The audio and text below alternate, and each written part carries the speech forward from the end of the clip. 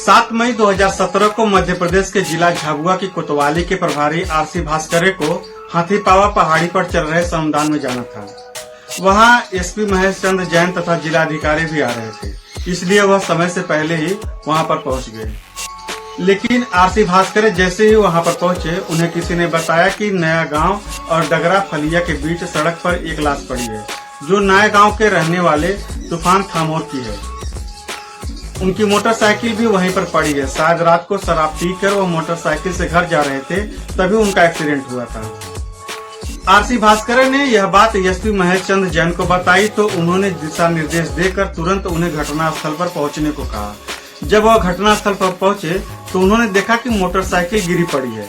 लाश उसी मोटरसाइकिल के नीचे पड़ी थी। उन्होंने गौर से मोटरसाइकिल और लाश का निरीक्षण किया तो उन्हें यह देखकर हैरानी हुई कि न तो मोटरसाइकिल में किसी तरह की टूट-फूट या खरोंच थी और न ही मृतक को कहीं चोट लगी थी। वहां मोटरसाइकिल के घिसटने के भी कोई निशान नहीं था, जबकि अगर एक्सीडेंट हुआ होता तो मृतक को तो गंभीर चोट आई ही होती। मोटरसाइकिल भी उसके ऊपर गिरने के बजाय कहीं दूर पड़ी होती, साथ ही उसके घिसटने या गिरने का निशान भी बना होता।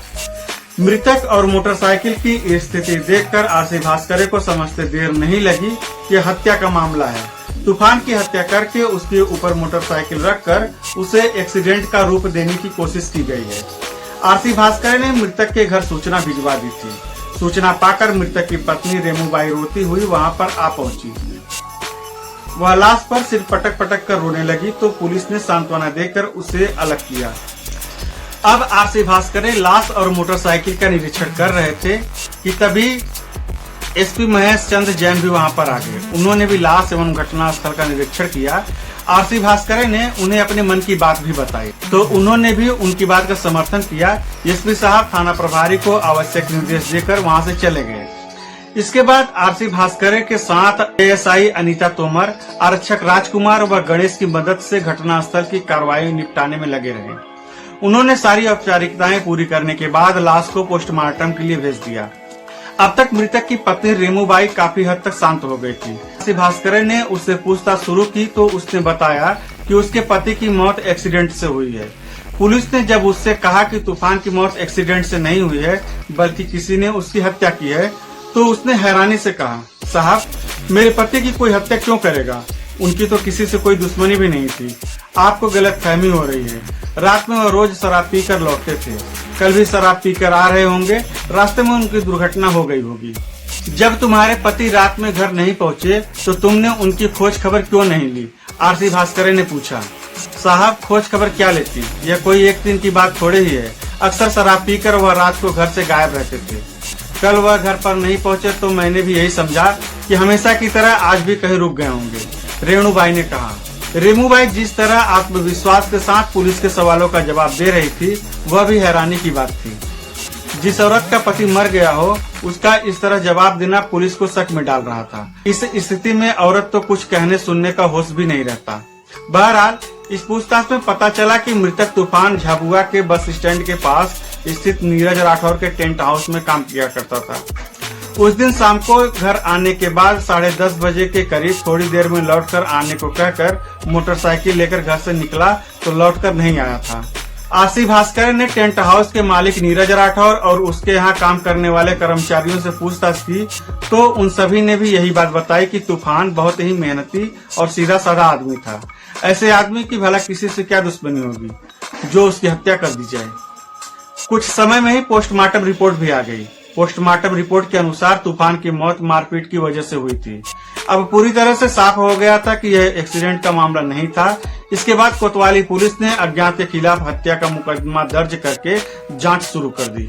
आरसी भास्करे जल्द से जल्द इस मामले का खुलासा करना चाहते थे, लेकिन 3 दिनों की जांच में उनके हाथ कोई सुराग नहीं लगा। अंत में उन्होंने मुखबिरों की मदद ली। किसी मुखबिर से उन्हें पता चला कि तूफान की हत्या के बाद से उसकी पत्नी रेमूबाई ने अपना मोबाइल फोन बंद कर लिया है। यह सुनकर आरसी भास्करे सोच में पड़ गए कि रेमूबाई ने आखिर अपना मोबाइल फोन बंद क्यों कर लिया है। उन्हें कुछ गड़बड़ लगने लगा तो उन्होंने तूफान के बेटे को कोतवाली बुलाकर पूछताछ की। एक सवाल के जवाब में बच्चा गड़बड़ाया तो उसका जवाब उन्होंने अपनी मां से पूछकर बताने को कहा। इस पर बच्चे ने कहा कि उसकी मां का मोबाइल फोन बंद है, इसलिए वह उनके सवाल का जवाब नहीं पूछ सकता।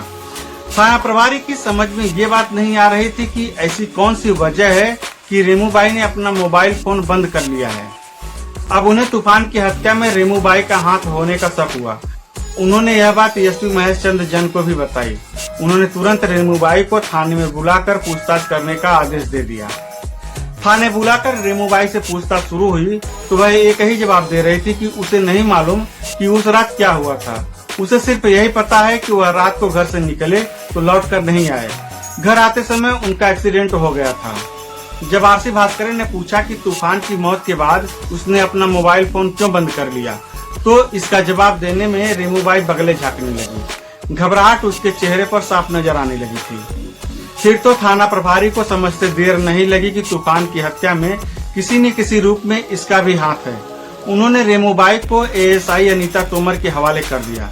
उन्होंने जब सख्ती से पूछताछ शुरू की तो रेमूबाई ने पति की हत्या का अपना अपराध स्वीकार करने में देर नहीं लगाई। इसके बाद उसने पति की हत्या की जो कहानी सुनाई वह काफी शर्मनाक थी। उसकी कहानी कुछ इस प्रकार है। मध्य प्रदेश के जिला झाबुआ की कोतवाली के अंतर्गत रहने वाले तूफान की पत्नी रेमूबाई के पेट में ऐसा दर्द उठा कि कई डॉक्टरों के इलाज के बाद भी वह ठीक नहीं हो सका। तभी उसके एक परिचित ने उसे बताया कि झाबुआ से जुड़े गुजरात के जिला दाहोद के थाना कतवारा के गांव खगेला का रहने वाला तांत्रिक मंथूर उसका इलाज कर सकता है। उसे पूरा विश्वास है कि उसकी झाड़ फूक से वह निश्चित रूप से ठीक हो जाएगी। यह करीब 4 साल पहले की बात है। रेमूबाई पति तूफान को लेकर तांत्रिक मंथूर के पास पहुंची। रेमूबाई पर एक गहरी नजर डालकर तांत्रिक मंथूर ने कहा कि उसे 16 शनिवार बिना नागा किए लगातार आना पड़ेगा। तूफान नौकरी करता था, इसलिए वह पत्नी को हर शनिवार लेकर तांत्रिक के यहाँ नहीं आ सकता था। इसलिए रेमूबाई अकेले ही तांत्रिक मंथूर के यहाँ पर आने लगी। हर शनिवार झाड़ फूक कराने लगी। तांत्रिक मंथूर ने 4 शनिवार तक नीम की पत्तियों से उसकी झाड़ फूक की। 5वें शनिवार को उसने रेमूबाई को अपने कपड़े ढीले करके फर्श पर लेट जाने को कहा। रेमूबाई को किसी तरह का कोई शक सुबह तो था नहीं, इसलिए वह कपड़े ढीले करके फर्श पर लेट गई। करीब 2 घंटे तक मंथूर उसके शरीर पर हाथ फेरते हुए मंत्र पढ़ता रहा और उसकी बीमारी को दूर भगाता रहा। रेमूबाई के अनुसार मंथूर भले ही अधेड़ था, लेकिन उसके हाथों में ऐसी तपिश थी कि वह जब उसके शरीर पर अपना हाथ फेरता तो उसे अजीब सा सुख मिलता था। 7वें शनिवार को मंथूर ने उसके सारे कपड़े उतार कर लेटने को कहा तो रेमूबाई मना नहीं कर सकी। वह कपड़े उतार कर लेटने लगी तो तांत्रिक मंथूर ने दवा के नाम पर उसे थोड़ी शराब पिला दी। इसके बाद तांत्रिक ने भी शराब पी। झाड़ फूक करते करते मंथूर रेमूबाई के ऊपर लेट गया तो तांत्रिक प्रक्रिया समझकर रेमूबाई ने कोई विरोध नहीं किया।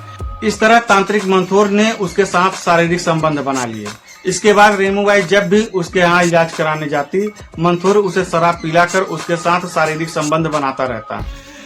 मंथूर के प्यार में तूफान से ज्यादा जोश और गर्मी थी, इसलिए उसे उसके साथ शारीरिक संबंध बनाने में आनंद आने लगा। दूसरी ओर मंथूर भी रेमूबाई का दीवाना हो चुका था। अब वह इलाज के बहाने उसके घर भी आने जाने लगा।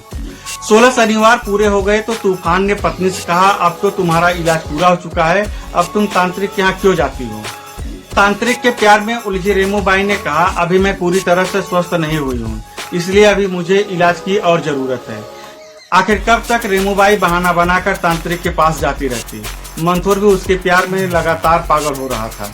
इन्हीं कारणों से तूफान को अपनी पत्नी पर शक हो गया और पत्नी को वह मंथूर के पास जाने से रोकने लगा। क्योंकि इलाज तो सिर्फ बहाना था, रेमूबाई मंथूर से मिलने ही जाती थी, इसलिए पति के मना करने के बावजूद भी वह नहीं मानी और वहां जाती रही। रेमूबाई की जिद से तूफान को चिंता हुई, फिर तो दोनों में झगड़ा भी होने लगा। रेमूबाई को लगा कि इलाज और बीमारी के नाम पर वह यह खेल ज्यादा दिनों तक नहीं खेल सकती, जबकि वह मंसूर के प्यार में इस कदर कैद हो चुकी थी। अब वह उसके बिना नहीं रह सकती थी, इसलिए वह उसके लिए कुछ भी कर सकती थी। शायद यही वजह थी कि उसने मंसूर से तूफान को रास्ते से हटाने के लिए कह दिया।